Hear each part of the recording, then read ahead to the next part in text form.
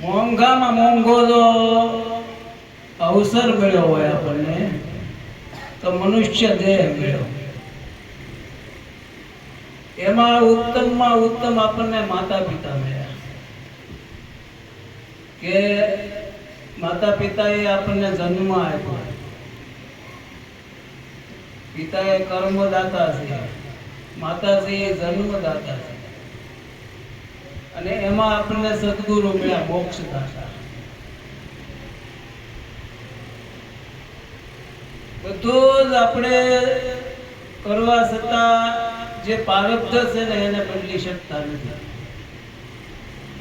મોક્ષ ગતિ મળી જાય. જનક રાજાને એમ હતું કે મારી દીકરીને હું સૂચિ કરું, સ્વયંવર હશો. મહાન મહાન વિદ્વાનોને બોલાવ્યા, સભા ભરી કે આ ધનુષનો જે ભંગ કરશે ને એને શરત બેઠી કે મારો જે આ ધનુષનો ભંગ કરે ને એને સ્વયંવર સીતાને પરણે. તો એનું પ્રારબ્ધ જોવા માટે જનક રાજાને એવું થયું કે આ દીકરીને હું સૂચિ કરી દઉં. પ્રારબ્ધ કોઈથી બદલતું.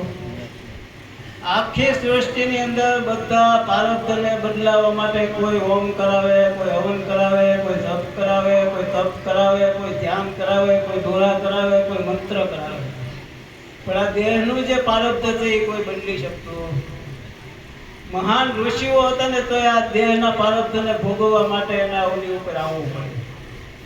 રામચંદ્ર ભગવાન હતા એને હવારમાં રાજ્યાભિષેક દેવાનો હતો, રજવાડાના રાજા બનાવવાના હતા, પણ એનું પ્રારબ્ધ શું હતું? વનવાસ. એને વનમાં જવું જોઈએ. આપણે સદગુરુ મળ્યા છે ને તો આપણે આ સમજણ આપી છે કે પ્રારબ્ધ છે એને સ્વીકારો. આ મનનો રોગ છે ને જાય, તનનો રોગ જાય. તનનો રોગ છે ને એ તમારે ભોગવટો સ્વીકાર્યા પછી જ જાય. કોઈ પણ મહાન ઋષિ થઈ ગયા ને તો એને એનો સ્વીકાર કર્યો કે આ પ્રારબ્ધ છે એને સ્વીકારી લેવું.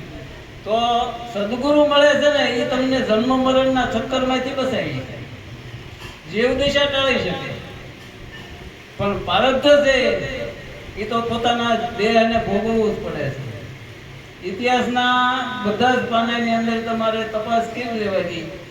પ્રારબ્ધ છે એ પોતાનું કર્મ ની સાથે જોડાણ થયેલું છે, એટલે એ કર્મની ગતિ છે અને એને આપણે પ્રકૃતિના આધારે આવે છે. સદગુરુએ આપણને પ્રકૃતિની ઓળખાણ કરાવી દીધી કે આમાં કોઈ મિનમેટ થાય. આત્મા અજર અમરને અવિનાશી થાય. એ જન્મતો નથી, મરતો નથી, આવતો નથી, અગ્નિ બાળી શકતો નથી, પવન એને સૂકવી શકે નહીં, પાણી ભીંજવી શકે નહીં, એવું વિશ્વ વિરાટ સ્વરૂપ સદગુરુએ આપણને દર્શાવી દીધું. તું જ બ્રહ્મ છો, તું જ નારાયણ સ્વરૂપે છો. પણ ક્યારે? કે જ્યારે તમારી મતિ છે એ બ્રહ્માંડની અંદર ક્યાંય રોકાય નહીં, સુરતા ક્યાંય રોકાય નહીં ને તો પરમાત્મામાં જઈને મળે. ક્યાંય પણ ઠેરામણું થયું એટલે મન ઊભું થયું. મન ક્યાંથી એવું? સદગુરુએ આપણને શાન બતાવી દીધી. મનનું કારણ શું છે? પણ આ મન ક્યાંથી આવે છે? આપણે જ્યાં જ્યાં રોકાણા ને, આપણી જ્યાં તૃષ્ણા રહી ગઈ ને, કોઈ પણ પદાર્થમાં, ધન સંપત્તિમાં, દોલતમાં, માલ ખજાનામાં, પ્રતિષ્ઠામાં, ક્યાંય પણ આપણી સુરતા રોકાઈ જાય ને એટલે મન બની ગયું. પણ જો ક્યાંય રોકાય નહીં એટલે સીધું પરમાત્માના દ્વારે જઈને. પરમાત્માનો દ્વાર છે ને એ એકદમ સરળ અને સુગમ છે, શાંતિ પમાડવા વાળો છે. ભજન હું કામ કરવું પડે છે આપણે? કે આપણા પોતાની અંદર જે શક્તિ પડેલી છે એને જાગૃતિમાં રાખવા માટે, જાગૃત પુરુષ થવા માટે. જે અંતરથી જાગી ગયો છે એને પોતાની દેહ દિશા મળી જાય.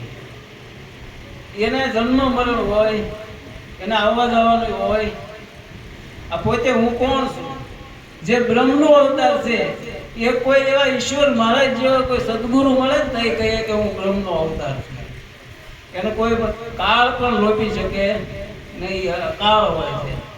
એને કોઈ અંતરમાં કોઈ બીજો ઈચ્છા જ હોતી નથી. એની તૃષ્ણા મટી ગઈ, અને જેની તૃષ્ણા મટી જાય એ સંત.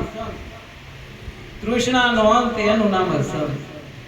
પ્યાસ તમારી ક્યાંય રહેવી જોઈએ સંસારના ભાગમાં, ધન સંપત્તિમાં, માલ ખજાનામાં કે પુત્ર પરિવારમાં કે ક્યાંય જગ્યાએ તમારી આસક્તિ જો બંધાણેલી ન રહે તો તમે મોક્ષ ગતિના અધિકારી. સદગુરુ શબ્દના થાવ અધિકારી પામ્યા. સદગુરુએ આપણને મોક્ષ ગતિના અધિકારી બનાવ્યા છે.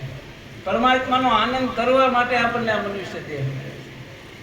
હાય હોય બળતરા આખું જગત કરે જ છે, પાંદડે પાંદડે મૂકી દે છે. પણ આપણને પરમાત્માએ આવો સુંદર અને સારો જો મનુષ્ય દેહ મળ્યો અને એમાં આપણને અવસર મળ્યો છે પરમાત્માના પદને પામવાનો, સદગુરુ મળ્યા છે, તો પ્રભુ ભજન કરી લેવા જેવું છે. સેજે સેજે આ ભવસાગર તરી જવાય એવું છે. અસ્તિત્વની અંદર કોઈ ક્યાંય વાંધો નથી, ખાલી આપણી મનની એક કલ્પના છે એને મટાડી દેવાની છે. આટલું કઈ મારી વાણીને સદગુરુ મહારાજ.